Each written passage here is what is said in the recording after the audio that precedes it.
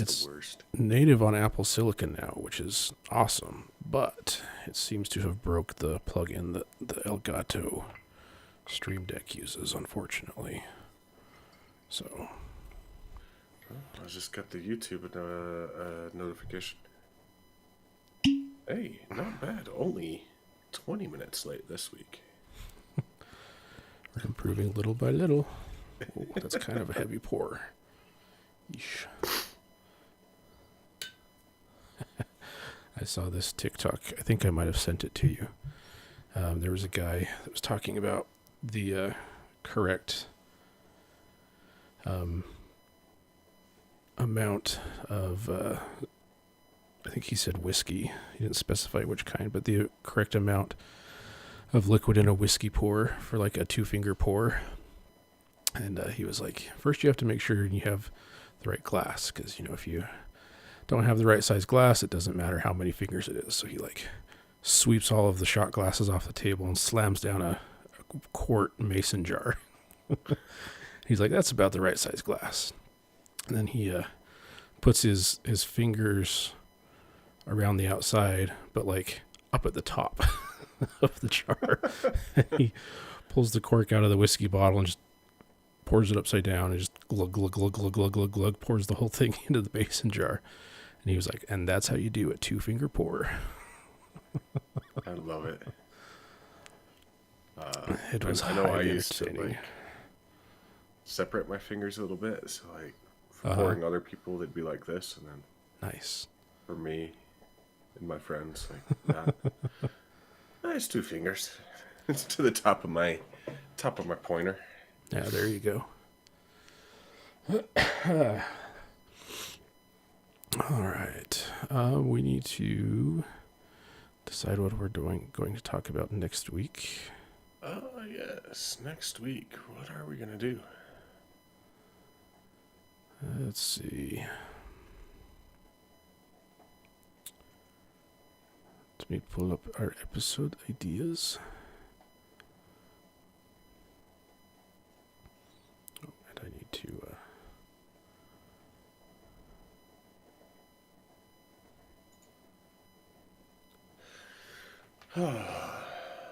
Let's see.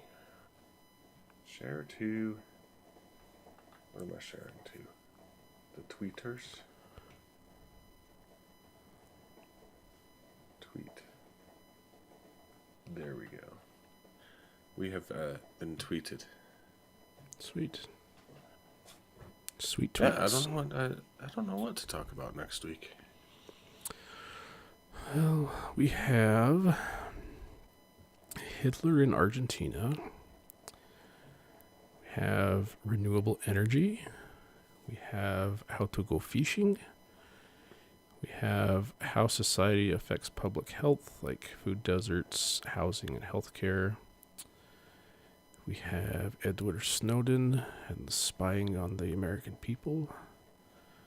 We have strange city names, and we have basic car maintenance and repairs. Or we can do something completely different.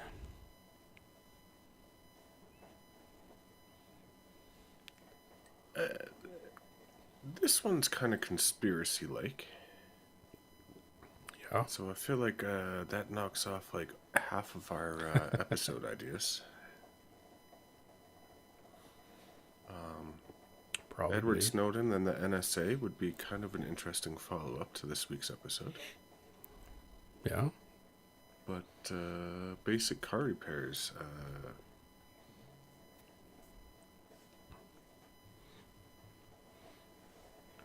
Basic car repairs sounds interesting too. I don't know.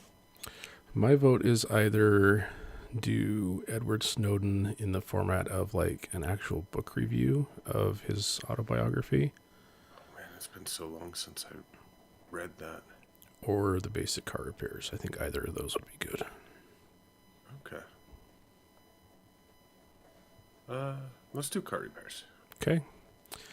Car repairs it is. And I will talk about Car Mechanic Simulator, because I know nothing about how to repair a car. Will be like click and clack. Did you ever listen to Car Talk, that radio show? I love that one. It's a good one. Actually, I'm sitting here going, man, I wish I was closer with one of our cousins, because it would be fun to have him on to talk about car repairs, since that's what he does. Yeah. Next week we're doing basic car maintenance and repairs. All right. I think we are good to go ahead and get started. Excellent. Would you like to introduce us this week? I think I did last week, because I came up with that rhyme on time. That's right. Okay. I don't have anything creative for this, but that's all right. I was tempted to wear a tinfoil hat today, just because. There you go. Yeah, and if I had had more time, I would have put together a fun overlay, but it's been a busy week, so. Oh, man. You're preaching to the choir on that one. All right. Here we go. Welcome to Views from the World Tree. On this week's show, we're taking a look at some of the CIA and other spy agency psychic programs from the 1970s, such as The Men Who Stare at Goats. And now, on with the show. Excellent. So, jumping straight into news, I guess I'll start, since you did the this excellent voiceover intro that we had. So, as far as reading, I just finished the book Creative Capitalism, which I honestly can't remember who curated the book, but it was basically based off of a speech given by Bill Gates. And I have to admit, as far as books about the economy go, this one was aggravating, enlightening, and kind of fun to read all at the same time. It kind of read like you were in a boardroom watching a bunch of old rich guys talk about how to screw over the population or how to help them, depending on which side of the dime they were on. It was kind of, There you go. Yeah. So, actually, a couple of times it was funny. I was sitting there reading it. My wife was on the couch next to me, and I'd throw the book down, and she'd look at me and go, "Well, what was that about?" I said, "Idiots. They're all just flipping idiots." And then I'd pick it up and finish the chapter, and then throw it down again and scoff. And then I'd look up whoever had responded certain ways and just go, "Oh, I can't believe this guy's a professor." So it was one of those books which was probably more entertaining to watch me read than to actually read. Nice. Yeah. So did you learn anything from it? Would you like to share with the class? Kind of. The whole premise of it is this idea that corporations should do more to help the poor in the world, and so rather than only being in business to increase their profits or help their shareholders, they should also do things creatively to help the people in the southern hemisphere who don't have the same opportunities, the same access to medicine, that type of thing. And coming from Bill Gates, whose whole purpose in life is to eradicate dysentery and malaria, like it makes sense that he'd come up with this idea. And then it was just a bunch of people that were arguing about the merits and the unlikely implementations of it. Gotcha. So, I mean, as far as reading, it's so niche dependent. I don't see anybody except for myself reading it. And if you go on Goodreads, I think this last year only 625 people on that site read it in total. So it's not a popular book. Yeah. Well, it sounds like an interesting premise, at least. You know, if you're into that kind of thing. So, yeah, cool. Like I said, it was there was times where I wanted to throw it against the walls, and times when I wanted to stay and read it forever. It made great reading materials right before bed because it really helped me fall asleep. There you go. Silver lining. Right. So, after that book, I've actually been reading super light, fluffy, like young adult fiction. I don't even know which ones to put in because I've read like 2 in the last 2 days because I can go through a 140-page book in an hour, Yeah, So, makes sense. It's good to have a break sometimes. yeah. Cool. And then as far as watching, my wife and I are watching the original series of Leverage. We finished Leverage Redemption.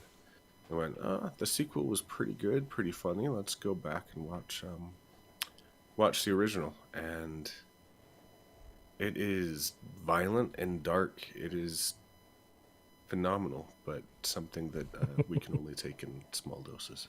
Yeah. Cool. It's been a long time since I've seen that one, but what I do remember, actually, I don't really remember anything other than it was entertaining and I enjoyed it. So There you go. Yeah, it's on Freevee through Amazon Prime right now. okay. So you can watch all 6, 7, 8 seasons of Leverage as part of your Amazon Prime membership.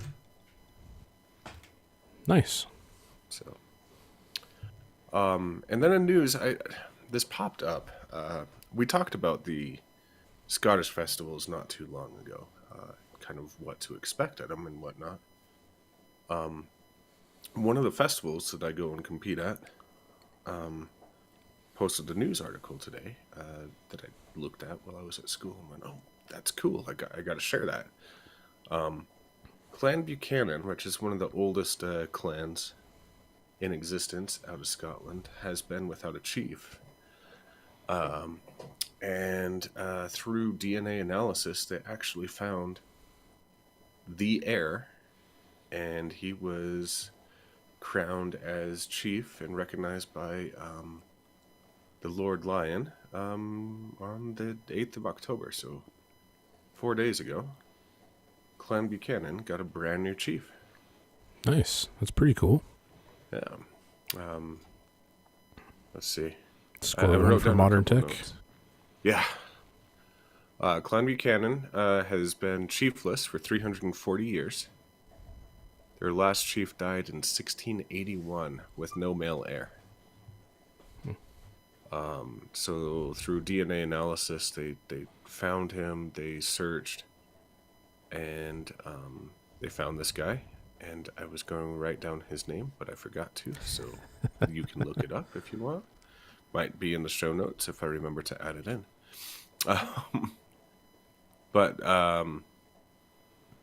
Yeah, they did a big ceremony. The article that I read said that there's over 5 million members of Clan Buchanan internationally, and they have not had a chief or a seat on Parliament for over 340 years. So he doesn't. The new chief does not inherit the title. He's not a lord, so he won't be on Parliament. But he did move into the ancestral home. He did inherit the castle, and he is now the standing chief of Clan Buchanan. Nice. I mean, that's the fun parts of it anyway. You know, That's right. nobody wants to go sit in Parliament for hours and hours. They just want the castle. You get the castle without the duty of having to be a castle holder. Perfect. Perfect setup. I love it. Yeah, that's not a bad gig. One day, maybe you and I will be like the long lost chieftain of Clan Crawford or whatever. But Maybe. I doubt it, considering there's a lot of guys with the last name Crawford that it would go to before us. It's a popular one for sure. So Yeah, but kind of like Clan Buchanan, Crawford's been without a chief since the 1800s. yeah. Cool. So for me this week, for my news, I don't want to spend too much time because I'm excited to get into this this topic that you spent so much time researching. But I haven't really been reading anything new. I'm still working through my Audible backlog, so that's Failure is Not an Option, and a few others. Nothing really to speak of there that I haven't already talked about on past episodes. Man, 3 weeks in a row, Failure's Not an Option. It's just because I don't have a lot of time to listen to it. So. Oh, phooey. We're not recording, are we? We're not. We're gonna have to start over. Damn it. Or we just download the VOD and rip the audio off of that. Yeah, we could do that. We'll just do that. Really need to figure out a way to like implement the recording to automatically start when the stream starts, but Yeah. anyway. Well, we're recording from here. Yeah. So, and then as far as what I've been watching, my wife and I started a rewatch of the MCU, Marvel Cinematic Universe, going through watching it chronologically. And this will be our first time watching it with all of the Disney Plus series. So like WandaVision and what are all the other ones? Loki and all of those inserted in their place in the timeline. So should be pretty interesting. We're currently on Doctor Strange. So Nice. My wife and I tried to do that during the height of the pandemic, and then, if you joined us for the Marvel Universe podcast that we did with our guest host Josh, you'll know that I made it through about a third of it before I went, okay, I'm bored. I can't watch any more comic book movies. yeah, there's a lot of them now. So, and then for actual news headlines, I saw that sadly Angela Lansbury passed away at the age of 96. And this was kind of sad for me. She kind of had a hand in shaping my childhood through the movies and TV shows from when I was growing up. So, rest in peace, Angela Lansbury. I remember watching Murder, She Wrote with Grandma quite often. Oh, yeah. Yep. Good show. Yeah. Cool lady. And then my other piece of news was just a little bit humorous, and I don't want to get political with it, but New York has had to change their gun buyback program. There was one seller who turned in a bunch of 3D printed firearm parts and ended up getting $21,000 for them. So the parts that he printed was something called a lightning link, which is like a drop-in sear that you can use to convert like an AR-15 to fully automatic. So FBI, if you're listening to this, yes, I'm talking about lightning links, but if you break down my door, please don't shoot my dogs. Yeah, so I just thought it was kind of funny. It's like wherever you fall on the political spectrum, I always think it's funny when the government just is really stupid about things. Like, I don't know that the government's stupid. I think this guy's a genius. It was pretty smart. And yeah, because of their like no questions asked policy on these buybacks, like they can't do anything. So they have now updated their policy, and I don't remember exactly what they changed. I think they said you can still sell a 3D printed gun to New York in the buyback, but it has to be capable of firing more than once on its own. So basically no more 3D printed parts. It has to be like a full working firearm. But yeah, just the well, darn. legal loopholes and ways to screw over the government just get me all tickled. You know what? Good for that guy. He saw an opportunity to sell something that's highly illegal to sell to a willing buyer. Yep. Legally. Yeah, 100%. I mean, more power to him, in all honesty. So that was, yeah, it gave me a chuckle. But and I mean that was it for this week. So been pretty busy with work. Not a lot of time outside of that, but that was all I had. No, that story made it all worth it, in my opinion. I kind of wish that book, Creative Capitalism, was about that type of creative capitalism. Yeah. So with the news, then that brings us into our main topic, which I know you did a lot of research about. So why don't you go ahead and open it up for us, and we'll talk about LSD and all kinds of other fun stuff. All right. Before we get into this week's topic, I do have to make an admission. I've never seen the movie Men Who Stare at Goats. I've never read the book Men Who Stare at Goats, and I actually thought about this topic because I was watching something else and I can't even remember what it was, and I went, "Oh my gosh, this would be a great topic." And so, yeah, we are doing the psychic spies of the CIA. Cool. So, have you watched the movie Men Who Stare at Goats at all? Have you seen it? I saw it once. I think I saw it all the way through. I may have missed a few parts, but I mean, this was also like 20 years ago, something like that. So it's been a while, and I don't remember a whole lot other than George Clooney screaming into a goat's face. Okay. So Yeah. I don't know if that happened or not, but in real life, yeah. I don't know. Does he own any goats? Maybe. I was talking about the psychic spy, but I'm sure George Clooney probably doesn't go around screaming at people's goats either. Probably not. Probably not. Granted, if I had fainting goats, I would scream at them. Oh yeah, hands down. Not like constantly, but I mean you got to do it occasionally. They're just so cute and funny when they flop over. Oh no! If I had fainting goats, every time I got out of the car, I would slam the car door just to watch them like stiffen up and collapse.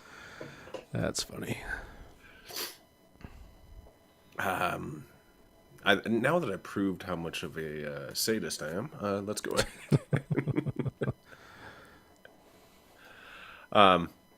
All right, so for those of you that don't know, during the Cold War, the U.S. government funded a program that basically tested the validity of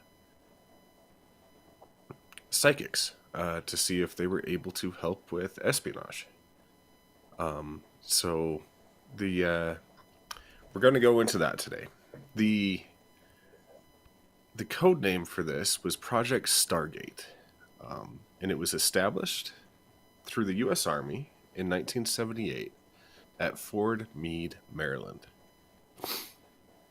So basically, they wanted to test remote viewing to see if people could sit in a barracks in the United States and divine, for lack of better terminology, what was going on over in the Soviet Union. It had many different names, codename Gondola Wish, Stargate, Grill Flame, Center Lane, Project CF, Sunstreak, Scanate, and then in 1991, it was consolidated under Stargate Project. It was overseen until 1987 by Lieutenant Frederick Holmes Skip Atwater. The unit was comprised of 15 to 20 people, which is huge if you think about it. Like 15 to 20 people with supposed psychic abilities being able to spy on people. Very interesting to me. It was declassified in 1995 after the CIA concluded that it was not useful. It's the basis of the 2004 book and the 2009 film Men Who Stare at Goats. So that's kind of the overview of uh, Project Stargate. Gotcha. So this basically sounds like the plot to Stranger Things, at least in the beginning, because that's what they're Yeah, trying to do is use these kids to remotely view like Soviet activity. So it's interesting. It's a connection I never made until just now, but I didn't even think of it until you just said that. So there you go. cool. So a little bit of background then. Based on rumors of the Soviet Union utilizing psychics to spy on its enemies, the United States, of course, didn't want to be outdone, and so they decided that they should try to understand if this was possible. And this was, you know, during the 70s. It was, we'll just leave it at that. But so a group of remote viewers were trained and used to try and figure out like the goings on of certain things. The Senate would test them semi-annually to deem their usefulness. The viewers were never told the results for fear that a wrong psychic viewing would shatter their confidence and make them more likely to make mistakes in the future. So, When I read that, I'm like, oh my gosh, what an awesome job. Like, hey, we're going to test to see if you can actually do your job, but we're not going to tell you if you passed or failed, and you're going to continue to do your job. yeah, Cool. I sweet kid. divine that I will have a job next week. There you go.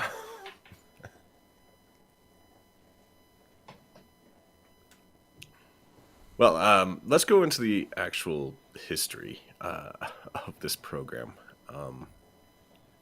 In 1970, there was sources, as we kind of went into above, that the Soviet Union was spending almost 60 million rubles annually on psychic research. And during this time, there was a lot of one-upmanship between the U.S. and the Soviet Union. It was Oh a yeah. pissing contest on the global stage. So the U.S., not to be outdone, as Adam had said, started to spend their own money on psychic research. So the Stanford Research Institute, which was located in Menlo Park, California, started researching psychic abilities themselves. Some of the people that they brought in, they found that they were having a success rate higher than 65% with some of their research subjects. Wow. So, I mean, that's not bad psychically. I mean, if it's a 50-50 guess, they're doing better than 50-50. It's not statistically insignificant, that's for sure. Right. That's kind of what I thought when I was reading through this. And I don't know.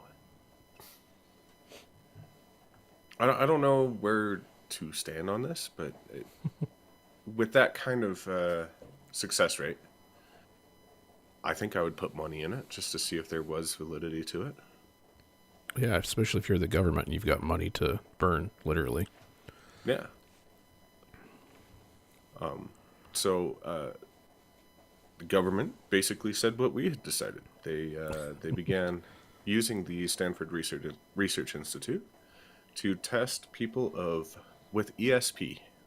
This started in 1972, and their goal was to fill the ranks for this top secret program. In 1976, they had their first great success. Members of this program were able to remotely view the location of a lost Soviet spy plane. And if you want to know a little bit about that, Google the name Rosemary Smith. She was the person that was able to ascertain where this spy plane was located. I know she's been on Coast to Coast AM a couple times and things like that. So, kind of neat story there. In 1977, the U.S. Army officially formed the Remote Viewing Unit in buildings 2560 and 2561 in Fort Meade, Maryland. And for our international listeners, Maryland is a state just north of Washington, D.C., which is the capital of the United States. Yeah, so that's pretty crazy. I hadn't heard a lot about this, but the amount of success and the fact that this was started at Stanford and not in some like secret government lab, tend to put a little bit more credibility into something like that. But it puts it into context that it wasn't just a bunch of LSD using hippies saying, "Hey man, I can totally like see that burrito that we're gonna eat. It's a mile away, dude." Yeah, pretty crazy. So moving forward then to the 1980s. In 1983, the program was redesignated as INSCOM after all of the research was compiled into one place. And in 84, newspaper reporter Jack Anderson leaked the existence of the program. The National Academy of Sciences, National Research Council did not react well, and the program lost Army funding. It was then redesignated as Sunstreak. The program is now funded by the DIA, which is the Defense Intelligence Agency.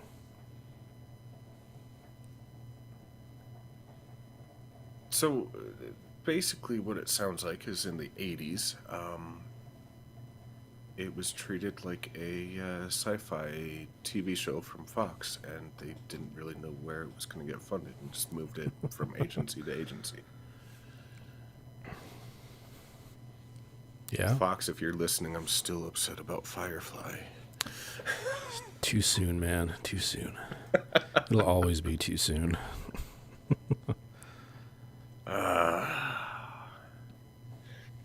That brings us to the 1990s. So not a lot happened in the 90s. It was closed in 95. But in 1999, or 1991, oh my gosh, I keep saying 99. Sorry, 91. Most of the contracting was transferred from the Stanford Research Institute to another organization called the Science Applications International Corporation, SAIC. And I actually didn't look up what they do too. I know they do quite a bit with government contracts, so they got this. And also in the 90s, the security access was altered from special access, which is basically only people in the know have access to it, to limited dissemination, which is still super, super, super top secret, but more people can get to know.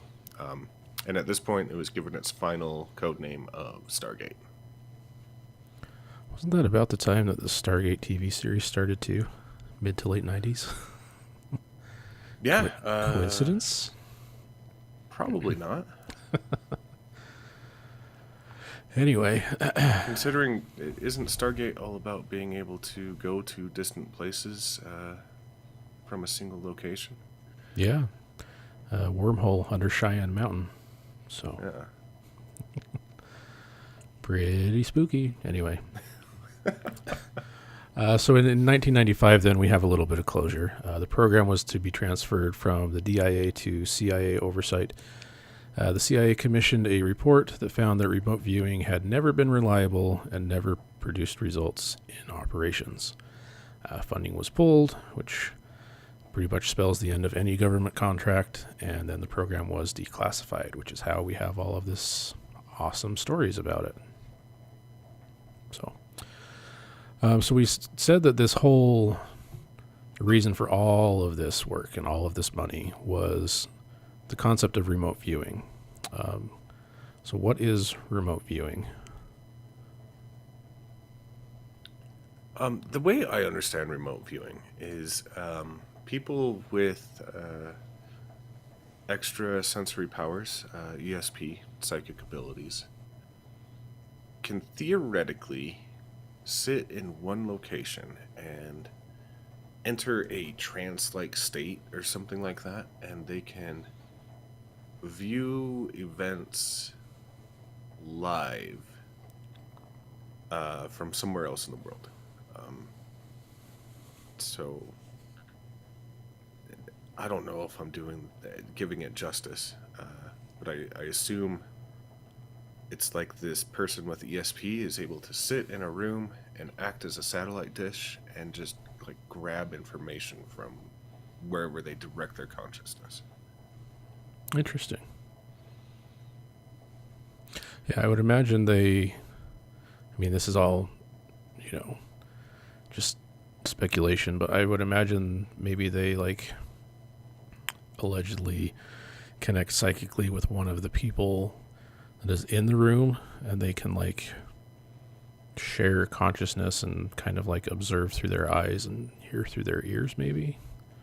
Maybe. At least that's the way it would. If I was writing about it in a science fiction novel, that's probably how how I would explain it. So, I've heard it linked also to there's a new age thought of astral projecting yourself, mm-hmm. which is basically being able to send your consciousness and an out of body experience outside. Gotcha. And I kind of wonder if that's another thing. The fact that they were able to find a downed spy plane, I assume that nobody is there seeing it. Oh, that's a good point. Yeah. That it might be kind of a astral projection type of thing, and being able to look at certain areas. That makes sense. Just move through the astral plane and project your consciousness to other locations.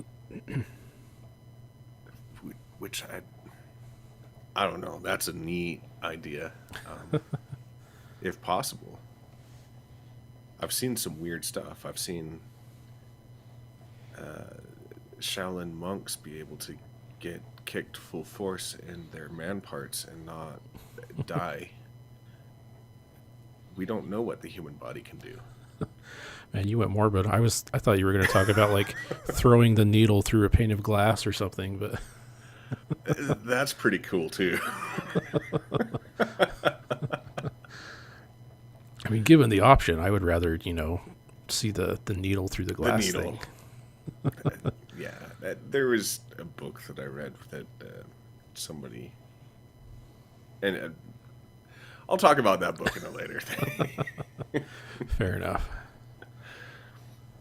But we really don't know what the human body is capable of doing.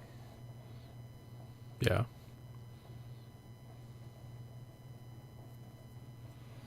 Yeah. Sorry. I think I derailed us by talking about people getting punched in the... It's all good. So,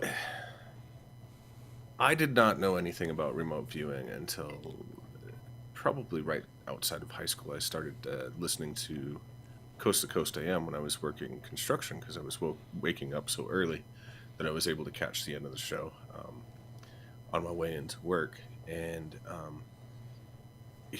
George Norrie and I can't remember the guy that started the program. They've had remote viewers on before, and it is interesting how assured people who believe that they have this ability are, that they do actually have this ability. Though I looked everywhere for any inkling that this was possibly scientifically tested and true. And all I found was something from Psychology Today, which is a journal that basically said that people who believe it may believe that things are happening, but there's no way to scientifically test if what they're experiencing is actually experiencing, because it's outside of the body. And so it's very hard to disprove, though it's very hard to prove. It just seems like one of those nutty things. I don't know. What are your thoughts? I know you're. I mean, yeah. When we were talking about the supposed, confirmed instances that Stanford did, like with the spy plane and stuff. I mean, I was inclined to believe it. I guess because it's some supposedly impartial research organization, but I don't know. Supposedly later it was disproved, so then the question becomes, is it real and the CIA is just trying to cover it up? I mean, that wouldn't be that outlandish. No.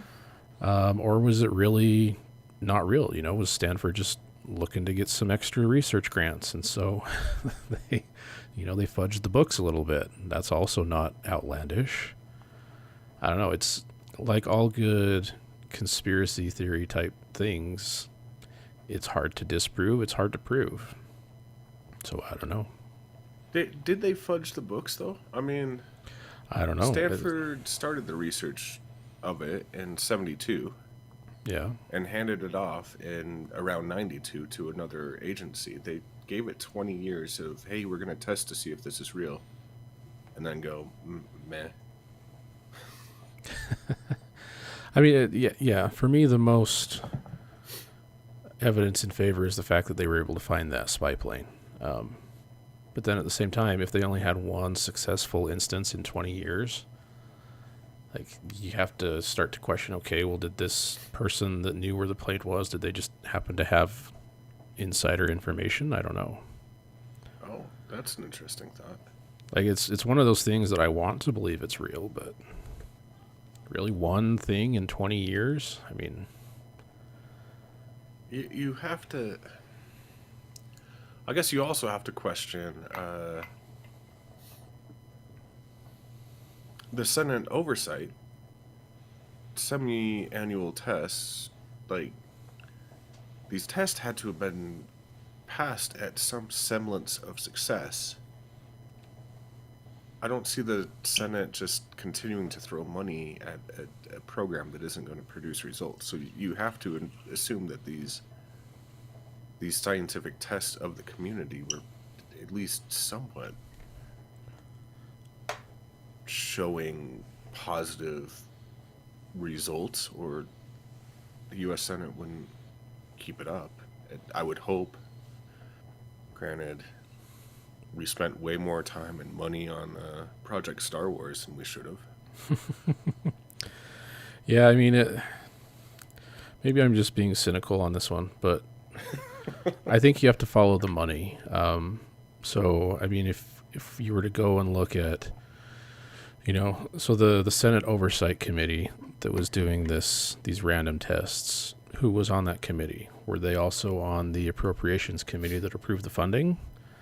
Were they getting kickbacks from the program?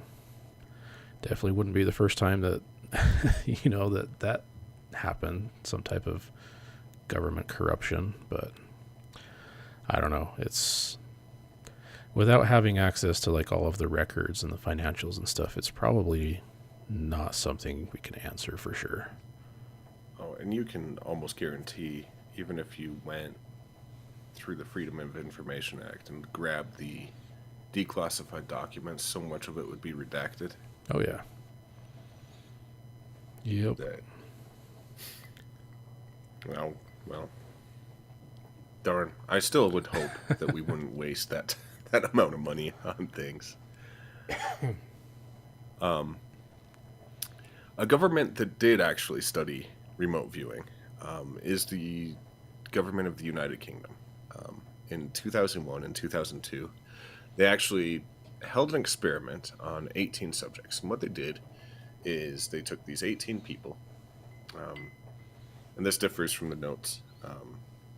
I reread what they did, and so I'm going to go off of this.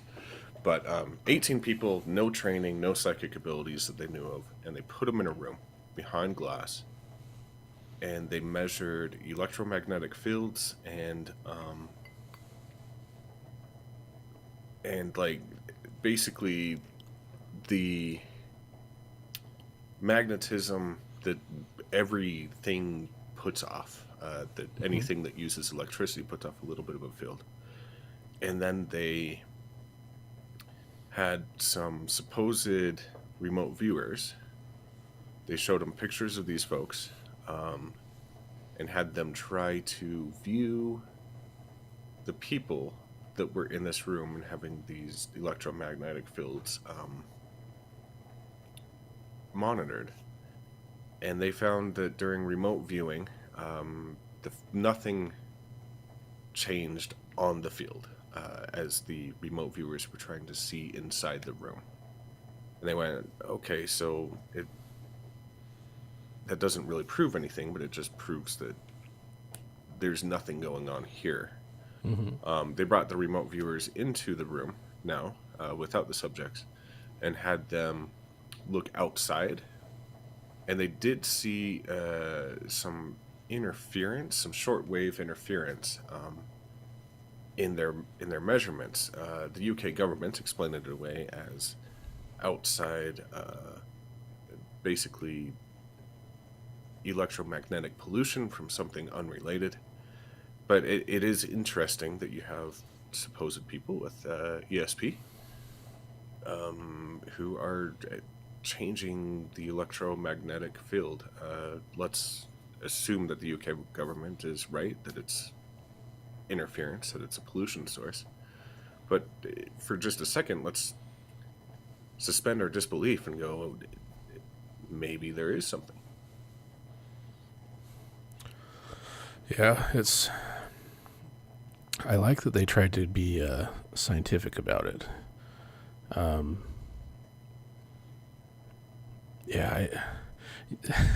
Whenever we do these, usually I'm like I'm all about getting my head space into the conspiracy, like really wanting to latch onto it. But this one, I don't know, maybe I'm just cynical today. I mean, there's so many things that can wreak havoc with magnetic fields. Even, if you control all of the inputs into the room, you still have like solar flares and all kinds of background radiation type stuff. So I don't know. I think they had a good approach, but So you're siding with the UK government. It was most likely a outside interference. Yes. I am too. I usually don't side with the UK government on a lot of things. But in this case, yes. Yeah. No, I think that's very fair. There's a reason why we approach this one less as a conspiracy theory and more as history. Yeah. Because I think I'm with you. I want to believe, but there's no flipping way. I mean, there's so many people that have tried it, and in so many different ways. I think we would have heard more about it, like more about the effects of it. Like it would be more widely believed. So, I think there's more people that believe that birds aren't real than believe that remote viewing is a thing. Which is so sad. By the way, if you have not listened to that podcast episode yet, that was one of my favorites that we've done. It was a fun one. It's not often you can look into a conspiracy theory and, have something on record from the originator of the theory that says definitively if it's real or if it's not. Right. And I'm not going to say which it was because you have to go listen to the episode. So.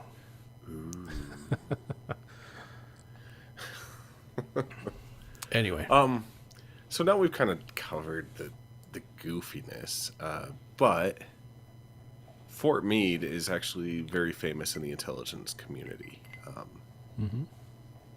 What goes on at Fort Meade? I'd tell you, but I'd have to kill you. Luckily, it's been declassified.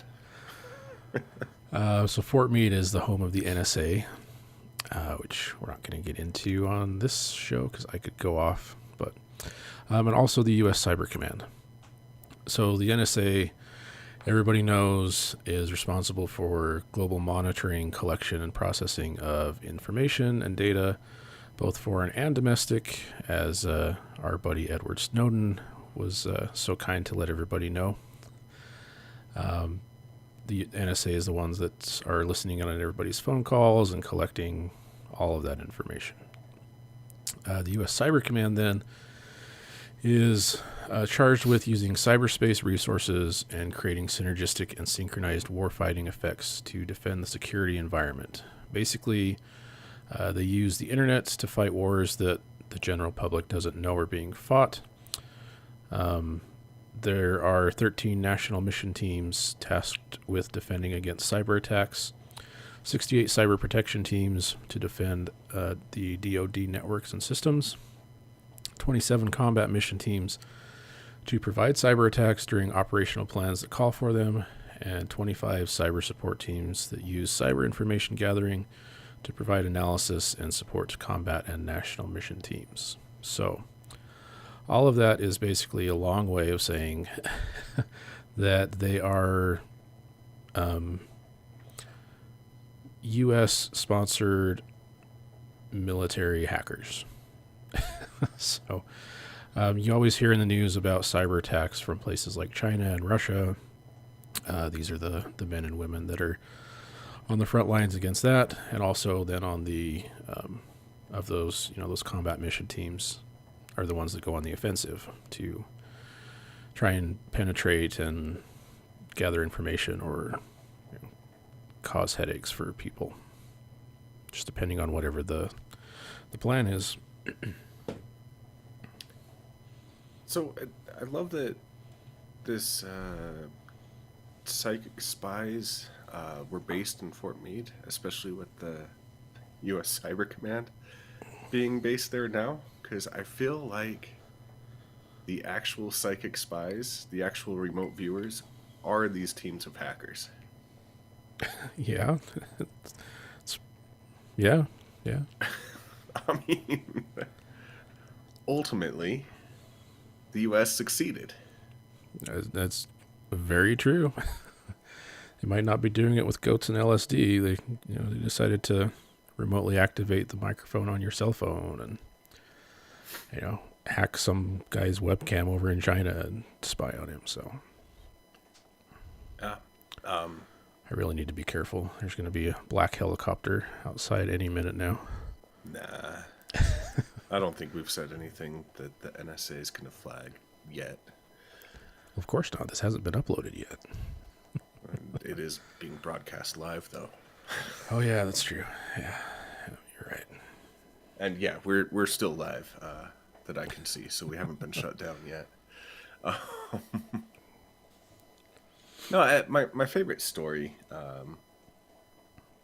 that I've heard is from a hacker who has gone to DEF CON 2 a couple times, which is a big hacker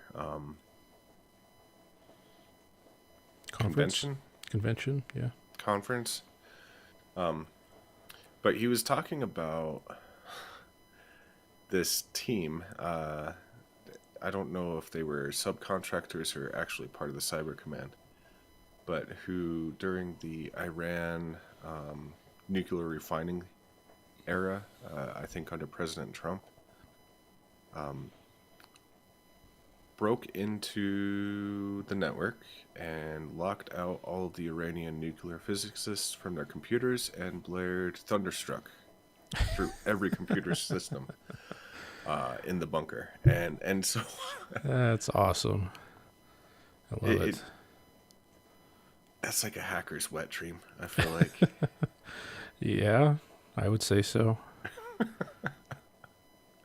Yeah, that's awesome. So we are doing remote work from the United States elsewhere, but... Oh, yeah. Whether through networks or satellites or bird-shaped drones. That's right. Sorry, too soon? The birds. Now you really are going to have that black helicopter. Yeah, I know. I can practically hear it. Maybe not a helicopter, maybe a pigeon. If I see a pigeon outside my window, I know something's up. Especially this late at night. Yeah. They could send a starling, and I wouldn't bat an eye. Got so many of those damn birds.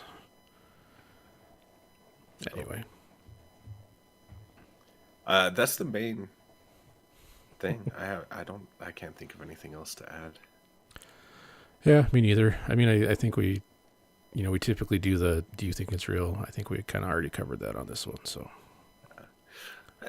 like I said, this isn't so much a conspiracy, more of a information. This is what the U.S. government tried. yeah, And the CIA basically said it failed. Stanford didn't think that it was worth pursuing any further after 20 years. And 4 years after this other organization, the SAIC, took over, it got closed down. I don't even think we have to say, is it real or not? I feel like people smarter than us have said, this isn't real. yeah, agreed. So, cool. That brings us to the mindfulness moment. And this week's moment is a quote from Robert Holden. And he's quoted as saying, "There's no amount of self-improvement that can make up for a lack of self-acceptance."